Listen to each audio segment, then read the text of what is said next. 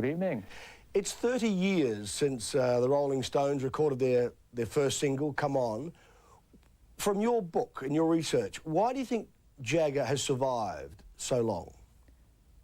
Oh my God, sheer tenacity, ambition, willpower, I don't know, all of those things, and genius, really. I mean, what I think is amazing is here's a man who has said many times that he'd rather be dead than be 45 and still singing Satisfaction, and he's still doing it at 50, better than he ever did.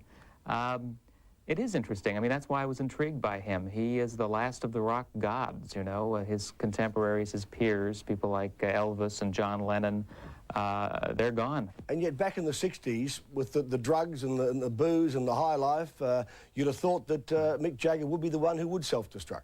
He was the personification, the embodiment of sex, drugs, and rock and roll, as I found in doing my research for the book. If anything, his life was more spectacularly over the top than his image would lead you to believe. And that's saying something. Because to the parents of that generation, the Beatles, although they were bad, were at least seen to be clean cut. Mick Jagger epitomised everything that every parent feared. Exactly. And, you know, this was by design. It wasn't an accident. Mick, I think it would surprise a lot of people to know, did not grow up on the wrong side of the streets. You know, he has that Cockney accent, but it's invented. I mean, Keith Richards said that he and Mick actually traded accents over the years. Mick came from a very kind of cushy suburban background, grew up in a town outside of London, went to the best schools, ended up going to the London School of Economics, a brilliant man in terms of finances. I mean, he's managed to amass a personal fortune of over $200 million, in part because of his background. So in that sense, he wasn't the street-wise rebel. That was an invention. A fellow named Andrew Oldham came along, their first manager, and said, look, the Beatles have staked out the high ground, if you will. They're the wholesome boys next door, and if you're going to really make your mark, you've got to be every parent's nightmare. And that's what they set out to become, and did very effectively. And yet, when you go back over the film clips now from 30 years ago, you forget just how camp, how androgynous, and how bisexual that Mick Jagger was. I mean, he was, for the time, he was outrageous. He was outrageous. He was completely new. I mean, the thing is, it came from, I call him the first gender bender in popular culture, really. Although he did, the musical influences in his life were people like Little Richard and Chuck Berry.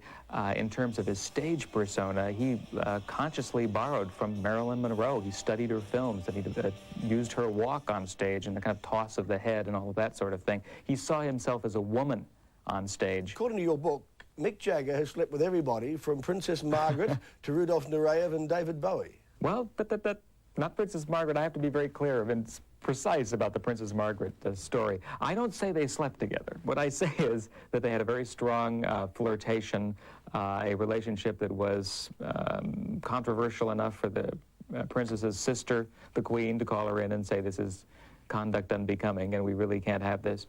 But the other people are pretty well documented, I must say. Jagger was, for example, absolutely obsessed, is the word, with Rudolf Nureyev, in part because the two men looked alike, and in part because Nureyev had both worlds. He could be a pop star and be a great artist in the classical sense.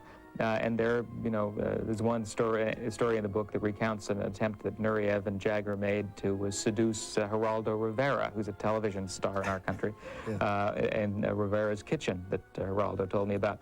There are many, many such anecdotes involving both women and men, and the bisexual aspect, indeed, although Mick has had many relationships with many famous women chronicled in the book, Madonna among them, Carly Simon, Linda Ronstadt. Several of the men who pop up are also fascinating. One thing I did not know, showing my ignorance, I did not know that Mick Jagger's mother was Australian. Yes, I think that's a key part of his personality, you know, because Eva, his mother, moved when she was a young woman to this suburb, Dartford, suburb of London, and she felt very insecure. She didn't feel the other women in the neighborhood accepted her. And I think part of that social insecurity really is at the heart of Jagger's ambition. He always, you know, he's a darling of the ruling class and the aristos, as they call them in England. He numbers now all these lords and ladies and viscounts among his greatest friends and admirers. But he strove to achieve that, you know, to become the man of wealth and taste for these things. And I think that's in part because of the insecurity that his mother instilled in him inadvertently. One final question. Do you see Mick Jagger, now 50, still be around doing a Sinatra singing at 70, 75? Well, you know, he says, he says he'd hate to end up like Elvis Presley singing to a lot of blue-haired ladies in Vegas. I don't see that happening. We may have the Steel Wheel Chairs tour coming up eventually. Now, I see him going on for at least another 10 years, and I think he can do that in the same way that Tina Turner, his inspiration, is doing it in her mid-50s. As long as the people want to see them, you know, they're getting ready to do their next tour next year. It promises to be a phenomenal success. They're asking for a $100 million minimum guarantee on the tour, which I'm sure they'll get. And a new album will be coming out. They're auditioning a replacement for Bill Wyman, who is now leaving the Stones, finally. And so I think they've got quite a few more years in them, and I don't see Mick leaving the stage soon. Okay, thanks for your time. Appreciate it. Thank you.